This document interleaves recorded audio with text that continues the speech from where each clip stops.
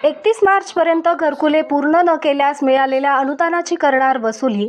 गटविकास अधिकारी सोनल शहा.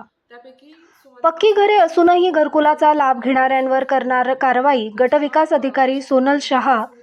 घरकुल लाभार्थींकडे पक्की घरे असल्यास घरकुल शासनामार्फत होणार रद्द. घरकुल योजना ही भारत सरकार आणि महाराष्ट्र शासनाची बेघर आणि आर्थिकदृष्ट्या दुर्बल घटकांसाठी पक्के घर उपलब्ध करून देणारी योजना असून या अंतर्गत ग्रामीण भागात नवीन घर बांधण्यासाठी आर्थिक मदत दिली जाते.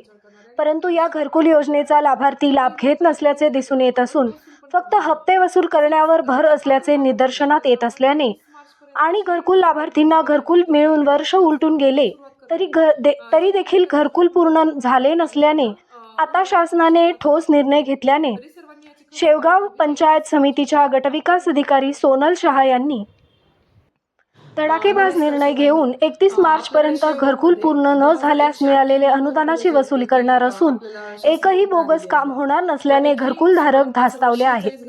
शेवगाव तालुक्यात 10,198 घरकुल धारक असून 5,046 सुरू न केलेले घरकुल धारक आहेत. पंचायत समितीमार्फत विशेष धडक तपासणी मोहीम राबविण्यात येत असून राक्षी, मुंगी, हातगाव, लाड, जळगाव, बालमटाकळी ग्रामपंचायत हद्दीमध्ये 10 विशेष पथकाने 731 लाभार्थ्यांच्या घरी जाऊन पाहणी करीत आहेत.